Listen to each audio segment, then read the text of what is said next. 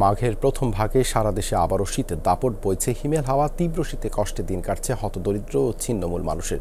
এ বিষয়ে আরও জানাতে গোপালগঞ্জ থেকে যুক্ত হচ্ছেন সহকর্মী মোজাম্মেল হোসেন মুন্না। শীতের সকালের চিত্রটা কেমন দেখছেন, আর মানুষের জীবনযাত্রায় প্রভাব কতটা পড়েছে?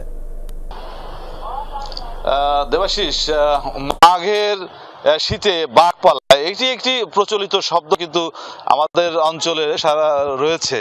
তো আসলে এখন শীত সেরকমই সারা দেশব্যাপী যেমন শীত পড়েছে, গোপালগঞ্জেও তার যে আলাদা কিছু না। তবে গোপালগঞ্জে আজকে তাপমাত্রা রেকর্ড করা হয়েছে 14.2 ডিগ্রি। 250-টিরও বেশি ডিজাইন অপশন নিয়ে ওয়ালটন স্মার্ট ফ্রিজ, বোঝে আপনার প্রয়োজন। তবে 14.2 ডিগ্রি হলে অনুভূত কিন্তু শীত অনুভূত বেশি হচ্ছে। কারণ হলো যে কুয়াশা, গত কয়েকদিন ধরে কিন্তু গোপালগঞ্জে প্রচন্ড কুয়াশা, মনে হয় বৃষ্টির মতন কুয়াশা পড়েছে। আজকে সকালে এই মুহূর্তে আমি দেখছি সূর্যের মুখ দেখা যাচ্ছে। গত কয়েকদিন কিন্তু আমরা গোপালগঞ্জবাসী কিন্তু সূর্যের মুখ দেখতে পাইনি।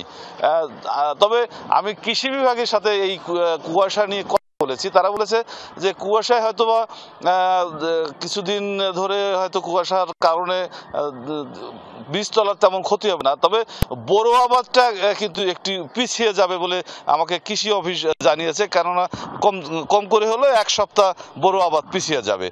আর জনজীবনে শীতের কারণে যদি আমি বলি, তাহলে শীতের কারণে জনযাত্রা তো অবশ্যই তারা, যারা শ্রমজীবী মানুষ রয়েছে, যারা দিন আনে দিন খায়, যারা রিক্সা চালায় বা যারা জমিতে কাজ করে, তারা কিন্তু ঠিকভাবে কাজ করতে পারছে না।